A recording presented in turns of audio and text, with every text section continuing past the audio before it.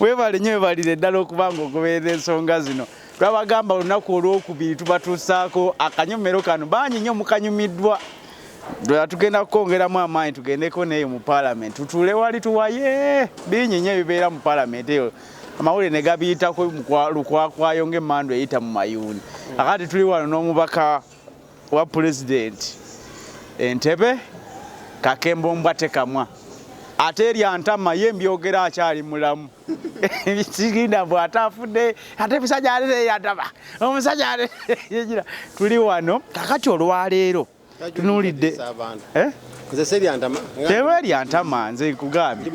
kakati bomu zifuuse bomu banne bannayuganda tubeere serious ensonga za bomu zifuuse bomu nabadde nateete nabaddeko gundi eri Bunamwaya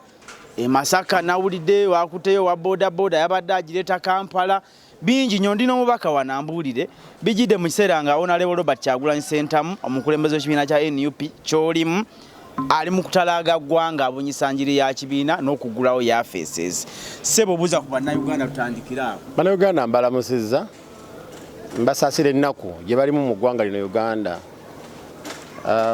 omuli ebintu ebitategerekeka kubanga bw'ojja n'oyogera eky'obutujju mu kaseera Kyagulanyi w'ataabukidde kiba kikulaza obutiitiizi oba oliawo otidde ekyabadde Mbarara otidde ekyabadde Fort Portal otidde ekyabadde Kasese n'ekyabadde Kabaale timing y'ekigambo kino nkulu nnyo olina okuba very sensitive oba oliawo President Museveni akozesa abantu abajega n'abatuuma erinnya ly'obwa intelligence omanyi omuntu intelligence alina kuba mujega ekigambo kya luzungu intelligence kitegeeza omuntu omugezi byayogera nga mugezi tosobola namutegeera nti asobola n'okukamafulajinga n'aba ekirala ne mutamutegeera n'akola mission ye n'eggwanga temutegedde nti abadde akola mission ye naye bano bakoze mission nga bali late timing y'ekintu kino ey'okugamba nti waliwo bomu n'obutujju bomu mwazirabyeko bomu ze nalabyeko zabadde ku kifo ekikumu aba SFC Lubaga Miracle Center Cathedral eya Pastor Robert Kayanja oyo akumwa befuse ekyaki ekumwa bSFC naye yennyini akumwa bSFC batambula nabo mbobaddu bataddeyo bomu bagiteekaawo lwaki tebagireese walala tokiraba kati nze Katembo ebbanga lyembadde mu Uganda saagala kubalibwa mu bajega abakkiriza ebyo ebyekijega terrorism ebbanga lyonna badde akozesebwa abantu okuyisaawo ebyabwe terrorism yakosebwako ne America okulumba Iraq naye yamala kuba Saddam nabuuza nti ebyokulwanyisa birwa bye mwabadde mugamba nga teri n'ekimu nakosebwako terrorism America okulumba Libya era yavaayo buggo teyalaga nsi yonna nti bannange ki kino so terrorism ne mu Uganda bwali mujja mulaba okwagala okuyisaawo amateeka Museveni alangyako terrorism mu Northern Uganda naddira abalango n'abakyoli n'abagalira mu refugee camp for 20 years anti bye nkugambye obetondera kati naye nga do you know how much they have lost okusiba omuntu mu camp emyaka 2 omwana amuzadde tasoma gonozaala omwana okuva ku mwaka gumunazza emyaka aga atagenda nga gokulubaawo omanye nti ekyo ekitundu oba okizizza emabega emyaka nga 50 olugero lw'Abaganda lugamba okwerinda sibu kakati kye nkugambye nti nze olw'okubanga sekakaali kakulumyeko bw'okalaba odduka ndabye ku terrorism ng'akozesebwa bubi okutulugunya abalala abamu bamukozesa terrorism okujja mu Parliament okusaba ssente eza supplementary budget twabira bwana ebijambi y'enkumba twabira bako ebijambi y'e Masaka twagenda okola temu nnyini bannamawulire simu mwatuleta abaana nga mutugamba nti abaana abadde bakaaba nga bagamba Kayihura yabatumanga yabali kutinga nga bagende batema abantu amajambiya kanu imagine nti omuntu awayo omukazi bamuteme bamuteeke n'ekiti mu mbugo naye ayagala kuyisawo kya ssente era ajja mu Parliament n'asaba supplementary budget bamuwe ssente agenda amanaging embeera nalabako Ntebe nali Ntebe awo nkumba nga ndaba helicopter Kayihura mwe yalinga ngekuba ettaala awo enkumba naye ndaba musajja anoonya baterrorist ng'ali mu helicopter akuba helicopter awo bona kubayita ababiri helicopter eyitawo enkumba wonna kofe yani kiro saawa emu Kayihura wuyo mu helicopter amulisa anoonya abatega abafumita abakazi ebiti kale eggwanga Uganda lirimu ebisesa bintu bingi emisango bagimujjako kyevudde kugamba nti politics are very unpredictable era gwe omujega gwakkiriza buli kyowudde mu nabyabufuzi abantu ba Museveni bakola oyizokera kumujja ne zino bomu zino ze bakubano nga ku Parliament Avenue nze naziraba n'enseka ne ngamba yirabayo oterrorist atambula atyo muterrorist abadde atambula ebyo nabiri stage managed biba n'ebigendera byabyo terrorist ali serious nga nzize kutta nange nonya wa sava we nakuba ensi neewulira yes sebo bakuba uwawe bakuba batta bamekawo kati kyamugamba banga terrorist yali azze kutta bantu lwaki atulukira mu luguudo anti kyenkugambye nti ebyo kukanga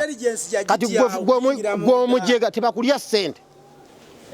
ngenda ne bomu yange we mugenda okunjaliza wentulikira n'enzita 10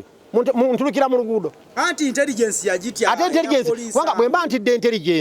intelligence ya poliisi abapoliisi bemu kubenjagala okutta kange ne bayimiriremu wakati mukunkolako interrogation wetulikira nfe nabo laki ntulikira mu luguudo nze kolomba nze kolaki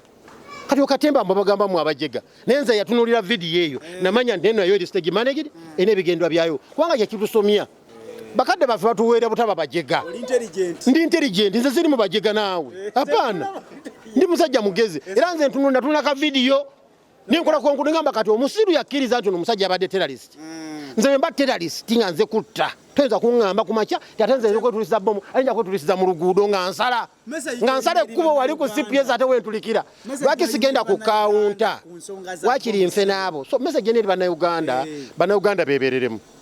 bamanye bali mu nsi ey'ekibi ekibi ekisikire terrorism takozeseddwa mu Uganda mokka ne mu Kenya ne mu America abamerika bakoza terrorism okulumba abalala n'olwekyo olina okukimanya bulijjo nti lwaki terrorism azze kaakati oba egenda kujjanga ensonga okulemesa bana byabufuzi babakube ku nsorobotto babalemesa okutambuza ebyobufuzi andi kakati kyenvudde okugamba nti kakati nga polisi yaffe ya Uganda n'aba security operative batulaze nti bakugu basobola okuzuula bomu ewa Pasa Robert Kayanja nga tennatulika bakoze obukugu bwe bumu obwo bakube bannayuganda bonna nekyagwenya muleka agende gyatambulira nga bakoze obukugu bwe bunyini okutekitinga bomu gye ziri baleka balina akuuma bo akatambula kawunyiriza bali intelligent kati balaga obwa intelligence ng'abamuleka atambule kubanga kijja kunkola bulungi nti ewa Pasa Kayanja teyatulise olw'obukugu bw'abakugu baffe si bwe kiri ne bagiraba era n'ekyotera waŋŋambye bajalina ku booda banga omusajja avuga pikipiki nga bwe gyayisaawo ebitereke ebyamayoni ebyaki naye obya bomu bakitegedde nti eyo bomu tegeza balina amaaso agali invisible bakozese amaaso ago okulaba bagenda okuba Kyagulanyi bomu bamugambe ffe tujja kukuma twatendekebwa genda otambuze tuwazo ffe tugenda kukuma era tugenda babakwate njaba kubira mu ngalo manya tulina abakugu nebino ebyokujja ku Kyagulanyi bamugambe nti ate kugwa ku Kyagulanyi tetulina bukuumi n'abakugu bafudde abalabye bomu wa Pasa Kayanja tebakyaliwo bafudde n'olwekyo kati gweyimiriza ebibyo awo tujja kuba tubalina nga tubalabisa